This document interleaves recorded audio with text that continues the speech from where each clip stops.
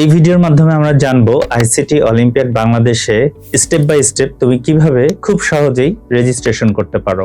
তোমার বাসায় যদি একটি স্মার্টফোন থাকে অথবা ল্যাপটপ থাকে এবং সেখানে যদি ইন্টারনেট কানেকশন থাকে, তুমি যে কোনো একটি ব্রাউজারে যে www.ictolympiadbangladesh.com লিখে সার্চ দিবে, আমাদের ওয়েবসাইটটি চলে আসবে। আমাদের ওয়েবসাইটে অনেক জায়গায় রেজিস্টার নাও বাটনটি আছে, তুমি যে কোনো একটি রেজিস্টার বাটনে ক্লিক করবে। ক্লিক করলেই দেখবে তোমার সামনে একটি ফর্ম চলে আসছে। এই ফর্মের প্রথমেই আসবে তুমি আইসিটি অলিম্পিয়াড বাংলাদেশের সম্পর্কে কোথা থেকে জেনেছো। 4টি অপশন আছে, তুমি যে কোনো একটি সিলেক্ট করবে। এরপরই তোমাকে সিলেক্ট করতে হবে তুমি কোন শ্রেণীতে পড়ছো, অর্থাৎ তুমি যেই বছর রেজিস্ট্রেশন করছো সেই বছরে তুমি যেই শ্রেণীতে পড়ছো সেই শ্রেণীটি তুমি সিলেক্ট করবে।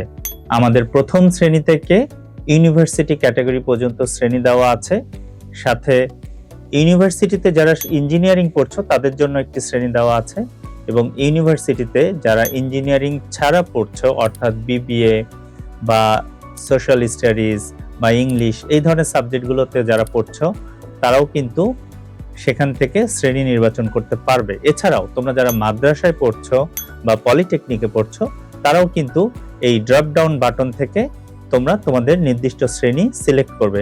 শ্রেণীটি কখনোই ভুল করা যাবে না, কারণ তুমি ফাইনাল রাউন্ডে টিকে গেলে তোমাকে কিন্তু তখন আইডি কার্ড শো করতে হবে। এই স্টেপে তোমার পার্সোনাল ইনফরমেশন গুলো শেয়ার করতে হবে, অর্থাৎ তোমার নাম, তোমার মোবাইল নাম্বার, শিক্ষা প্রতিষ্ঠানের নাম, এইগুলো যেগুলো আছে সেগুলো ফিল আপ করতে হবে। পাসওয়ার্ড স্টেজে এসে তোমাকে 8 ডিজিটের একটি পাসওয়ার্ড দিতে হবে, এবং এই সেম পাসওয়ার্ডটি তুমি রিরাইট পাসওয়ার্ডে যে আবার দিয়ে তোমাকে কনফার্ম বাটনটি ক্লিক করতে হবে।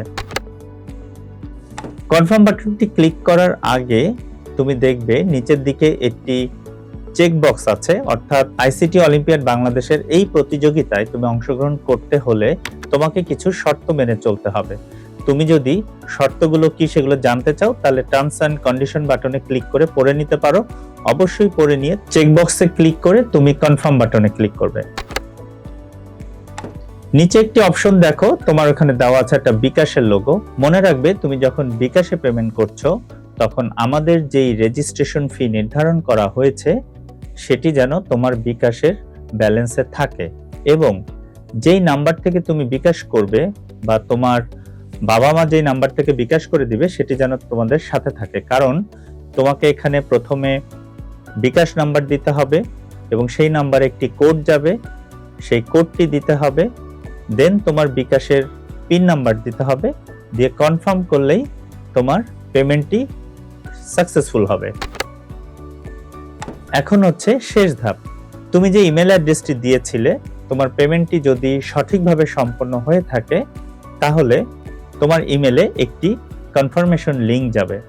কিছুক্ষণ ওয়েট করো, অনেক সময় ইমেল আসতে দেরি হয়, অথবা তুমি তোমার ইমেলের স্প্যাম বক্সে যেও চেক করে দেখতে পারো। ইমেলে তোমার একটি আইডি দেওয়া থাকবে এবং একটি লিংক দেওয়া থাকবে। তুমি যদি লিংকটিতে ক্লিক করো তাহলে তোমাকে সরাসরি তোমার ড্যাশবোর্ডে নিয়ে যাওয়া হবে। ব্যাস, তোমার রেজিস্ট্রেশন সম্পন্ন হয়ে গেল।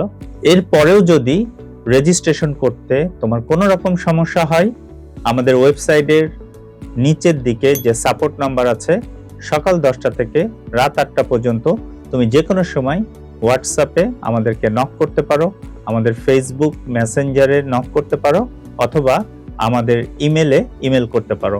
আমাদের সাপোর্ট টিম 24 ঘন্টার মধ্যে তোমার সাথে যোগাযোগ করবে। আইসিটিতে হতে হবে দক্ষ, এটাই হোক তোমার মূল প্রেরণা।